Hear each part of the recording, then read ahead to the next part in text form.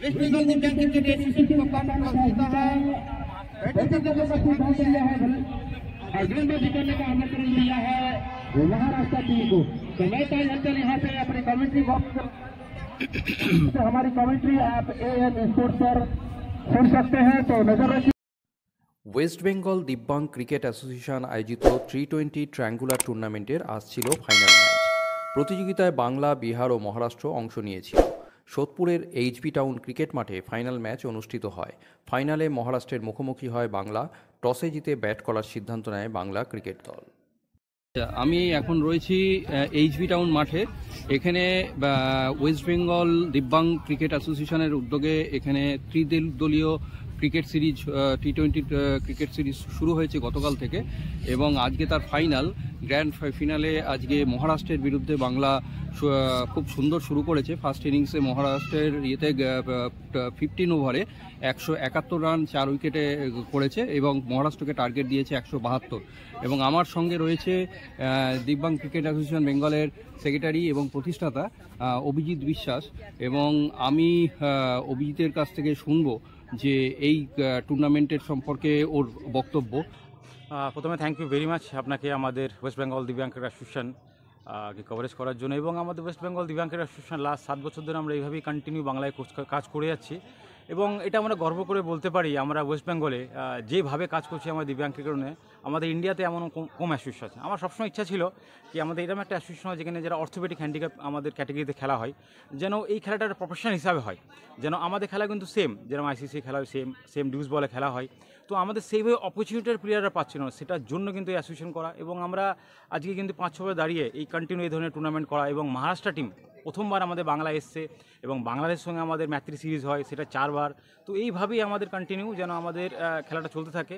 আর negative আমি বলতে চাই না, তবে একটা কথা বলতে চাই, আমাদের অ্যাসোসিয়েশনের সব রকমের যে রকমের ডকুমেন্ট লাগে সব আছে, তার সত্ত্বেও আমাদের আজকে এই টুর্নামেন্ট দেখতে পাচ্ছেন ন্যাশনাল ফিজিক্যালি চ্যালেঞ্জ টি20 সম্পূর্ণ টুর্নামেন্টটা আমাদের 5 থেকে 6 জন আমাদের যে ওয়েলবিশার আছে তাদের সাপোর্টে এত বড় আয়োজন। এবং আমাদের এই খেলাগুলো কি হয়, যে কোনো টিম যখন আসে তাদেরকে রাখা, খাওয়া, থাকা, যেমন একটা মেয়ের বিয়ে বলতে পারেন আমাদের এই খেলাগুলো হয়, হিউজ একটা পরিমাণ খরচা। ওই জন্য সেটা তো আমি দেখলাম তোমার এত চিন্তা, তুমি দক্ষিণেশ্বরে গিয়ে পুজো দিয়েছো, মায়ের কাছে গিয়ে পুজো দিয়েছো, সেখানে করলে এবং তুমি আগের দিন রাতে একটা ভিডিও ছেড়েছিলে সোশ্যাল মিডিয়াতে, সেখানে তুমি বলছো যে এরকম আগামীকাল থেকে করছে, সবাই আশীর্বাদ করুন যাতে ভালোভাবে টুর্নামেন্টটা সফল করতে পারে। এটা আমাদের রুটিনে আছে। আরেকটা জিনিস অভিজিৎ, সেটা হচ্ছে যে মানে এই টুর্নামেন্টটা তো হচ্ছে, এটা কি তোমাদের বিসিসিআই অ্যাফিলিয়েটেড, বিসিসিআই এর ইয়েতে মানে ভারতীয় ক্রিকেট কন্ট্রোল বোর্ডের ইয়ের মধ্যেই কি পড়ছে? এটা আমাদের যেরকম একটা West cricket association of Bengal যেমন ভারতীয় ক্রিকেট কন্ট্রোল বোর্ডেরই অধীনে রয়েছে, ওদের একটা আলাদা ইয়ে রয়েছে। তোমাদের কি সেই সিএবি আন্ডারে রয়েছে তোমরা? আমাদের না, আমাদের যেটা ওয়েস্ট বেঙ্গল দিব্যাঙ্গ ক্রিকেট অ্যাসোসিয়েশন, আমাদের অ্যাফিলিয়েশন আছে all India cricket association physically challenge, যেটা বোম্বেতে 1988-এ অজিত ওয়াডেকার এটা ফাউন্ড করেছিলেন।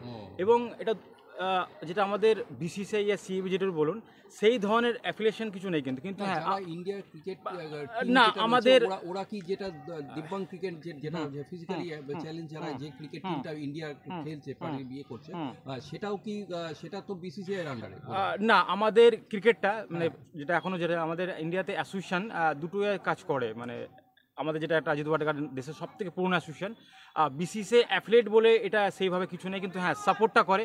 এখানে যেমন আমাদেরকে এম্পায়ার যেন আমরা সিএ পেয়েছি, এর আগে খেলা করেছিলাম, আমাদের মাঠ দিয়েছিল আমাদের প্রেসিডেন্ট স্যার যখন ছিলেন।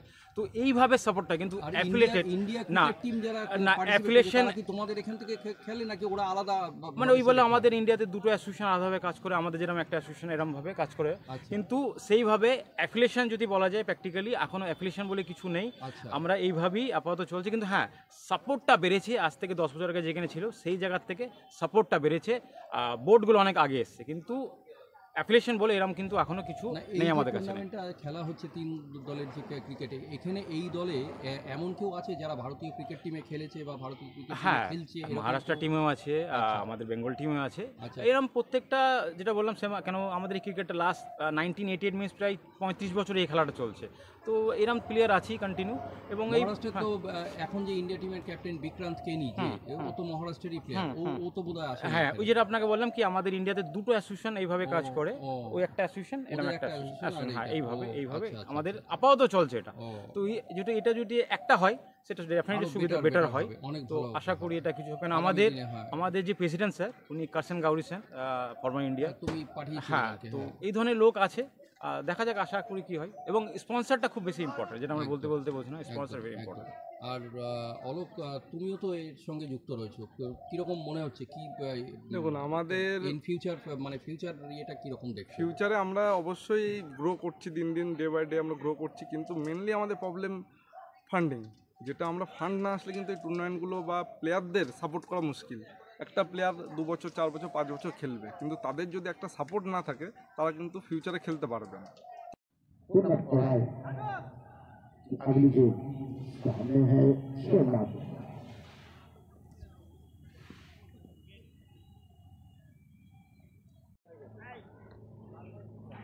आधी टीम पैवेलियन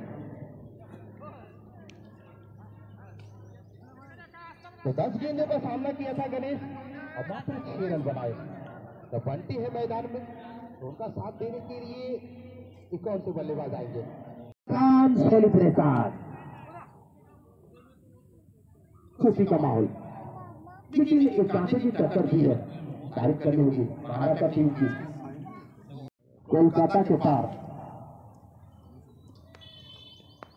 चलिए, चैंपियन चैंपियन वेस्ट बंगाल दिव्यांग cricket association T20 triangular series में वेस्ट बंगाल दिव्यांग क्रिकेट एसोसिएशन चैंपियन बन चुकी है। इस वेस्ट बंगाल में भी आजा आजा जिंद शामी आने के तले, आजा जरी वाले नीले आसमाने के तले।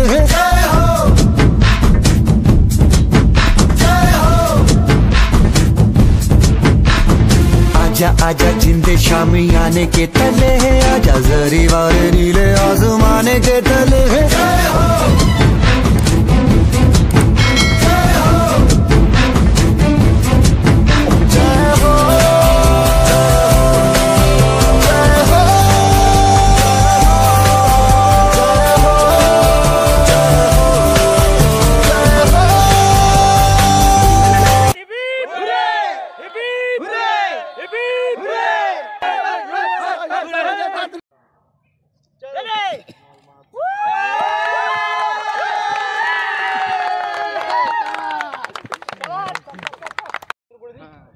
ইতিমধ্যেই খেলা শেষ হয়ে গেছে, দেখলাম আমরা এই সেলিব্রেশন চলছে। বেঙ্গল দিব্যাঙ্গ ক্রিকেট অ্যাসোসিয়েশন চ্যাম্পিয়ন হলো, মহারাষ্ট্রকে হারিয়ে। অসাধারণ ম্যাচ হলো দেখলাম। এখন পুরস্কার বিতরণীর অনুষ্ঠান শুরু হবে, আমরা সেটা দেখাবো। এখানে ব্রিটিশ ডেপুটি হাই কমিশন থেকে এসছে মিডিয়া হেড, আমাদের বন্ধু অমিত সেনগুপ্ত। ওর কাছ থেকে আমি কিছু শুনবো, আজকে কেমন লাগলো ম্যাচটা? খুব ভালো লেগেছে। ওয়েস্ট বেঙ্গল দিব্যাঙ্গ ক্রিকেট অ্যাসোসিয়েশনের আয়োজিত এই খেলাটি try series West Bengal Maharashtra বিহারের এখানে আমাদের ট্রায়াঙ্গুলার সিরিজ আমাদের সোদপুর এলাকায় হয়েছে। আজকে মেগা ফাইনাল ওয়েস্ট বেঙ্গল জয়ী হয়েছে, তো আরও বেশি আনন্দিত। আর ইংল্যান্ড তো বরাবরই ক্রিকেটকে প্রমোট করছে, বরাবরই করছে। আর তুমিও বিভিন্ন জায়গায় ক্রিকেট যেখানে হচ্ছে সেখানে যাচ্ছ।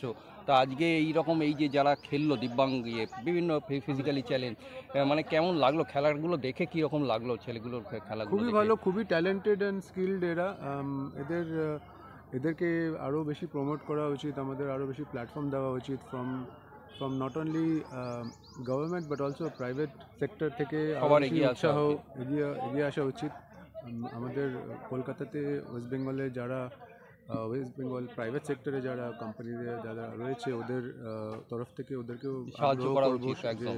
এই ধরনের ট্যালেন্টকে আরও বেশি তুলে আনুন, আপনাদের সাপোর্ট করুন যত পারবেন, আরও বেশি প্ল্যাটফর্ম দিন, এদেরকে আরও বেশি মোটিভেট করুন, কারণ এরা really talented and very skilled as well in the game. So একটা প্লেয়ারের খেলা দেখলাম, batting bowling very skilled and no less skilled than the other able-bodied cricketers. So very exceptionally talented. আর খুব ভালো প্ল্যাটফর্ম এটা, যেটা ওয়েস্ট বেঙ্গল দিব্যাঙ্গ অ্যাসোসিয়েশন অর্গানাইজ করেছে। আর আমাদের তরফ থেকে আমরা inclusive cricket, inclusion in sports, diversity in sports নিয়ে আমরা খুব আমরা আমাদের অনেক রকম Planning initiative আছে, থাকে, হ্যাঁ। তো অনেক রকম তুমিও আগে দেখেছো আমাদের একদম, সাথে ছিলে একদম। অনেক অনেক ঠিক অনুষ্ঠানে, ঠিক ঠিক তো এগুলোকে আমরা প্রমোট করি, এনকারেজ আরো করি, বেশি আরো করে বেশি যাতে অ্যাওয়ারনেস এগিয়ে দরকার। হয় একদম। আর আরেকটা জিনিস আমি যেটা আমি লক্ষ্য করেছি, তুমিও হয়তো করেছো, মহারাষ্ট্র ক্রিকেট অ্যাসোসিয়েশন বা ইন্ডিয়ান অল ইন্ডিয়া দিব্যাং ক্রিকেট অ্যাসোসিয়েশনের প্রেসিডেন্ট হচ্ছে আমাদের কার্সেন ঘাউরি, প্রাক্তন ক্রিকেটার। এবং এখানেও কি মনে হয় না যে ওয়েস্ট বেঙ্গলেও সেই রকম কোনো আন্তর্জাতিক মানের ক্রিকেটারকে এগিয়ে আসা উচিত, যে এদেরকে পাশে দাঁড়ানো এখানে, তাহলে আরও বেটার হয়? একদম একদমই তাই।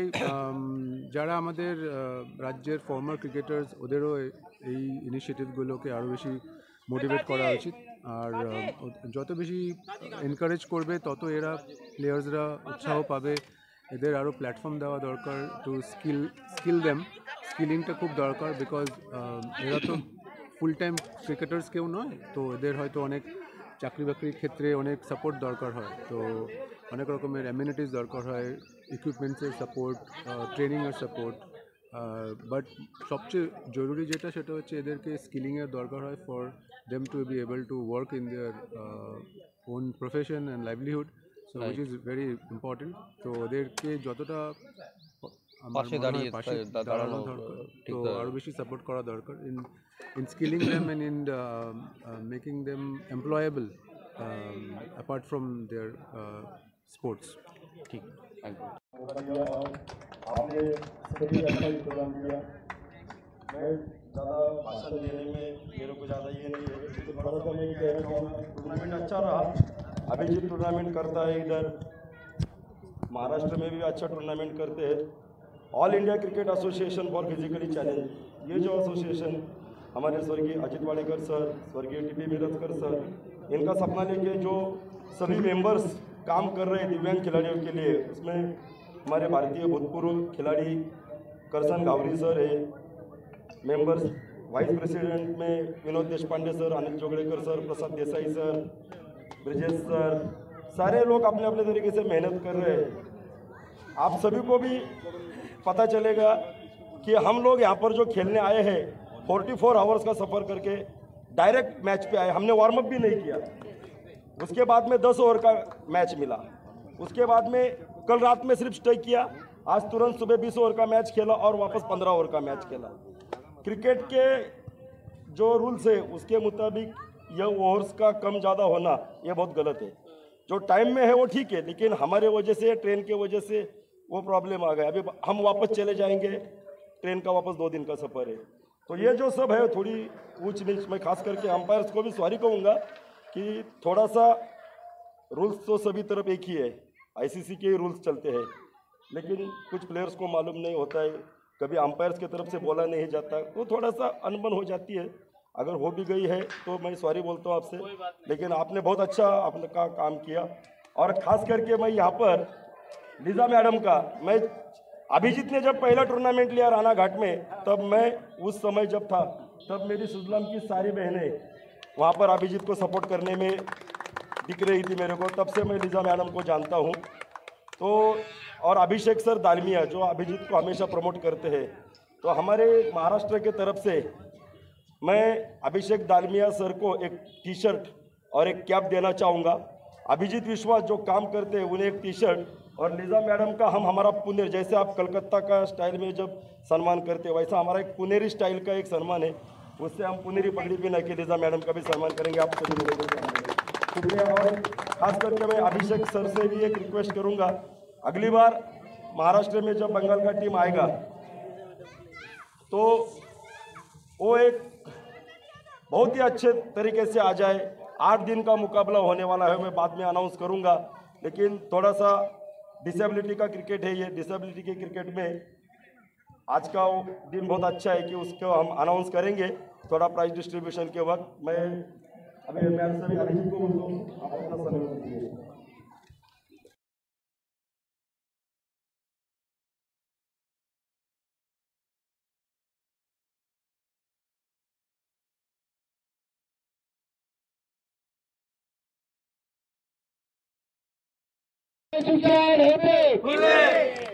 चलिए फोटो शूटिंग जारी रहेगा और इसी शेर के साथ आप लोगों से एक बार फिर से मैं अलविदा कहना चाहूंगा कि गुलशन में आएगी बहारें तो फूल खिलेगी, गुलशन में आएगी बहारें तो फूल खिलेगी, अगर आपने याद किया दोबारा तो फिर मिलेंगे।